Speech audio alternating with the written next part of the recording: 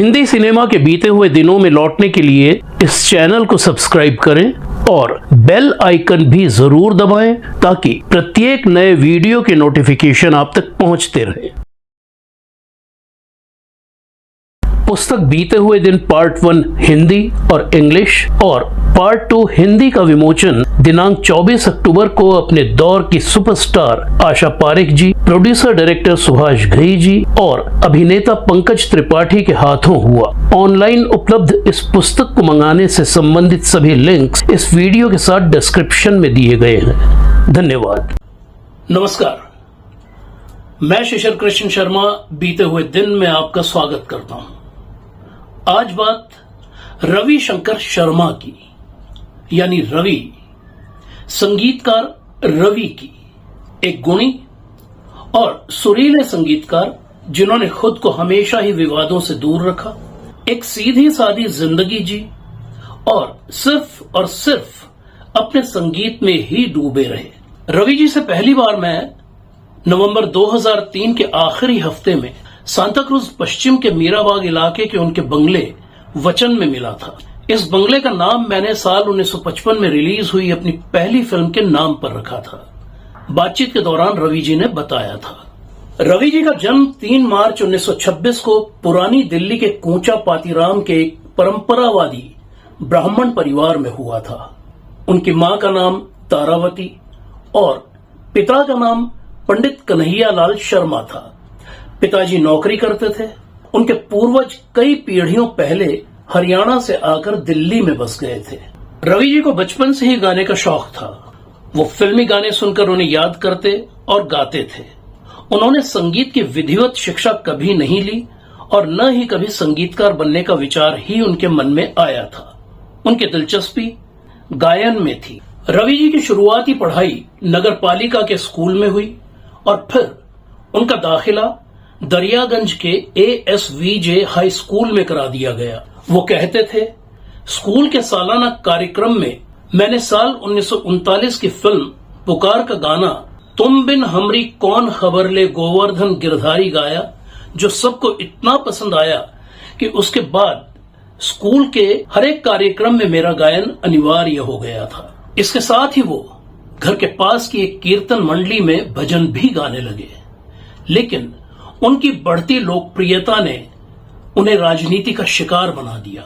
एक रोज सत्संग में हारमोनियम बजाने वाले ने रवि जी के भजन के दौरान गलत सुर लगा दिए, जिससे ऊपर के सुरों में पहुंचते ही रवि जी की आवाज अटक गई और वो गा नहीं पाए। ये बात रवि जी को बहुत अपमानजनक लगी। उन्होंने कसम खा ली कि जब तक वो हारमोनियम बजाना नहीं सीख लेंगे तब तक सार्वजनिक रूप से नहीं गाएंगे। जिद करके उन्होंने पिताजी से हारमोनियम मंगाया और फिर खूब प्रैक्टिस करके एक बार फिर से मैदान में उतर गए। यह साल 1945 की बात है और रवि जी की उम्र उस समय करीब 19 साल थी। उनका गायन वाकई बहुत निखर गया था। उन्हीं दिनों रवि जी को पोस्ट ऑफिस में इलेक्ट्रीशियन की नौकरी भी मिल गई थी। देश आजाद हुआ। नौकरी के साथ साथ रवि जी का गायन भी जारी रहा। अब वो ऑल इंडिया रेडियो पर भी गाने लगे थे। साल 1946 में उनकी शादी हुई और फिर बड़ी बेटी का जन्म भी हो गया। साल 1950 में उनका ट्रांसफर पठानकोट कर दिया गया। रवि जी कहते थे, पठानकोट ऐसी जगह थी जहां मैं केवल नौकरी ही कर सकता था, जबकि मेरे लिए संगीत कहीं ज्यादा महत्व रखता था। इसलिए मैंने ऑफिस में छुट्टी की अर्जी दी, पत्नी कांति और बेटी वीणा को दिल्ली में ही छोड़ा और पिताजी से इजाजत लेकर फिल्मों में गाने की तमन्ना लिए मुंबई के लिए रवाना हो गया। वो तारीख थी 24 अप्रैल 1950। मुंबई आकर रवि जी कुछ दिन धर्मशाला में रुके और फिर गोरेगांव रेलवे स्टेशन के प्लेटफॉर्म और बंद दुकानों के बाहर रातें गुजारने लगे। दिल्ली में सीखा इलेक्ट्रीशियन का काम यहां संघर्ष के दिनों में उनके काम आया। फिल्मों में मौके मिलना इतना आसान नहीं था, इसलिए पैसा कमाने के लिए वो कालबा देवी के मार्केट में प्रेस और पंखे जैसे बिजली के उपकरण ठीक करने लगे। साल 1951 में बनी फिल्म नौजवान के गीत झनक झनक झन झन जरा झूम ले से बतौर कोरस गायक उन्होंने फिल्मों में कदम रखा। ये गीत मोहम्मद रफी और गीता दत्त की आवाज में था और इसके संगीतकार थे सचिन देव बर्मन। साल 1952 में रवि जी को फिल्म आनंद मठ के मशहूर गीत वंदे मातरम के कोरस में गाने का मौका मिला। संगीतकार हेमंत कुमार की ये पहली हिंदी फिल्म थी और उन्होंने रवि जी को अपना असिस्टेंट बना लिया था। बतौर असिस्टेंट रवि जी ने हेमंत कुमार की शर्त, सम्राट, दुर्गेश नंदिनी, जागृति, चंपाकली और नागिन जैसी हिट फिल्में की। फिल्म नागिन की मशहूर बीन की धुन रवि जी और कल्याण जी ने मिलकर बजाई थी। कल्याण जी भी आगे चलकर एक बड़े संगीतकार बने। उधर साल 1951 में रवि जी ने अपनी पत्नी और बेटी को भी मुंबई बुला लिया था और वो कांदीवली के एक गोदाम में किराए पर रहने लगे थे। रवि जी कहते थे, साल 1951 की फिल्म अदा के मुहूर्त के मौके पर मेरी मुलाकात दिल्ली के मेरे एक पड़ोसी लड़के से हुई। पता चला वो फिल्म अदा के प्रोड्यूसर डायरेक्टर देवेंद्र गोयल का भतीजा था। एक रोज उसने मुझसे कहा कि अगर मैं उसके साथ जोड़ी बनाऊं तो वो अपने चाचा यानी देवेंद्र गोयल की अगली लो बजट फिल्म मुझे संगीतकार के तौर पर दिलवा सकता है। ये जानते हुए भी कि उस लड़के का संगीत से दूर दूर तक का रिश्ता नहीं है, रवि जी को मजबूरन हां कह देना पड़ा। वो फिल्म थी साल 1955 की वचन, जिसके संगीतकार के तौर पर रवि चंद्रा की जोड़ी का नाम दिया गया था। उस फिल्म का गीत चंदा मामा दूर के पुए पकाए बूर के सुपर हिट हुआ था। फिल्म भी म्यूजिकल हिट साबित हुई। देवेंद्र गोयल ने रवि जी को अपनी अगली फिल्म अलबेली के लिए साइन करना चाहा तो रवि जी ने चंद्रा के साथ मिलकर काम करने से इनकार कर दिया। देवेंद्र गोयल को जब वजह पता चली तो उन्होंने एचएमवी को पत्र लिखकर फिल्म वचन के रिकॉर्ड से चंद्रा का नाम हटवा दिया और फिर फिल्म अलबेली में रवि जी ने अकेले ही संगीत दिया। आगे चलकर रवि जी ने देवेंद्र गोयल की एक साल, नरसी भगत, चिराग कहां रोशनी कहां, प्यार का सागर, दूर की आवाज, 10 लाख, एक फूल दो माली, धड़कन, एक महल हो सपनों का और आदमी सड़क का जैसी लगभग सभी फिल्मों में संगीत दिया। 1950 के दशक में रवि जी के संगीत में कुल 21 फिल्में रिलीज हुई। इनमें मेहंदी, घर संसार, दिल्ली का ठग, घूंघट और नई मां जैसी म्यूजिकल हिट्स भी शामिल थीं। इसके साथ ही रवि जी हेमंत कुमार के असिस्टेंट के तौर पर भी काम करते रहे। वो कहते थे, एक रोज गुरुदत्त ने मुझे बुलाकर कहा कि मैंने तुम्हारी फिल्म मेहंदी देखी थी, तभी तय कर लिया था कि अगर कभी मुस्लिम बैकग्राउंड पर फिल्म बनाऊंगा तो उसका संगीत तुम ही तैयार करोगे। वो मौका अब आ गया है और इस तरह मुझे उन्होंने 14वीं का चांद के लिए साइन कर लिया। साल 1960 में रिलीज हुई 14वीं का चांद रवि जी के करियर में एक अहम मोड़ लेकर आई। इसकी जबरदस्त कामयाबी ने रवि जी को B.R. चोपड़ा जैसे टॉप के प्रोड्यूसर डायरेक्टर के बैनर B.R. फिल्म्स की गुमराह दिलाई और फिर रवि जी B.R. के स्थायी संगीतकार बन गए।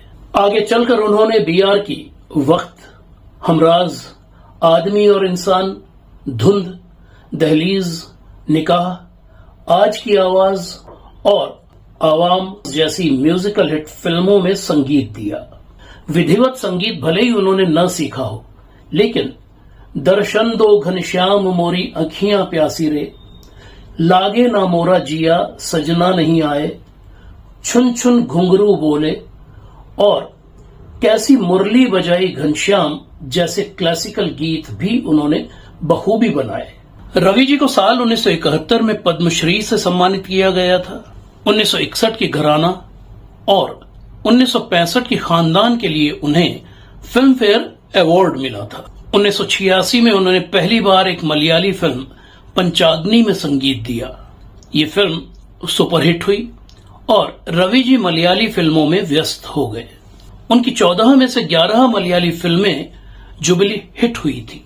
3 राज्य पुरस्कारों के अलावा 2 मलयाली फिल्मों के लिए उन्हें नेशनल अवार्ड मिला। मलयाली फिल्मों में चूंकि पहले से एक रवि मौजूद थे, इसलिए रवि जी को वहां बॉम्बे रवि का नाम दिया गया। रवि जी ने लगभग 100 फिल्मों के अलावा कुछ टीवी सीरियल्स में भी संगीत दिया। उनकी आखिरी हिंदी फिल्म एक अलग मौसम साल 2003 में रिलीज हुई थी। रवि जी की जिंदगी के आखिरी कई साल मानसिक तनावों और परेशानियों में बीते। उनकी पत्नी का निधन साल 1986 में हो गया था। उनके परिवार में 2 बेटियां वीना और छाया और एक बेटा अजय शर्मा है। अजय शर्मा ने अभिनेत्री वर्षा उसगांवकर से शादी की। बेटे बहू के साथ रवि जी के रिश्ते कड़वाहट भरे रहे। हालात इस हद तक बिगड़े कि रवि जी को बेटे और बहू के खिलाफ पुलिस और अदालत का दरवाजा खटखटाना पड़ा और साथ ही बेटे बहू से तमाम रिश्ते कानूनन तोड़ देने पड़े। और फिर इन्हीं मानसिक तनावों के साथ 7 मार्च 2012 को 86 साल की उम्र में वो दुनिया को अलविदा कह गए। तो ये थी कहानी बीते दौर के जाने माने संगीतकार रवि शंकर शर्मा यानी रवि की। रवि जी के डिटेल्ड इंटरव्यू का ब्लॉग बीते हुए दिन का लिंक इस वीडियो के साथ डिस्क्रिप्शन में दिया गया है। और अब बात हमारे अगले एपिसोड यानी एपिसोड नंबर 114 की, जिसमें होंगी बीते दौर की जानी मानी डांसर जीवन कला। और अब आपसे एक आग्रह, अगर हमारे सम्मानित दर्शक अपने किसी भी पसंदीदा कलाकार को बीते हुए दिन में देखना चाहते हैं तो कृपया उन कलाकार से, और अगर वो जीवित नहीं हैं तो उनके परिवार के किसी सदस्य से हमारा अपॉइंटमेंट फिक्स कराएं। कमेंट्स में संयम और सम्मान बनाए रखें और ये भी देखें कि आपके कमेंट्स का जवाब दिया गया है या नहीं, अब चाहे वो कलाकार राधा किशन हो या राज किरण। अगर हमारा ये वीडियो आपको पसंद आया हो तो इसे लाइक और शेयर और चैनल को सब्सक्राइब जरूर कीजिए। अपने कमेंट्स में अपने नाम के साथ अपने शहर का नाम भी जरूर लिखिए। हम मिलते रहेंगे इसी तरह हिंदी सिनेमा के बीते दौर की भूली बिसरी हस्तियों और भूले बिसरे किस्से कहानियों को लेकर। अभी के लिए आज्ञा दीजिए। नमस्कार। जय श्री राम।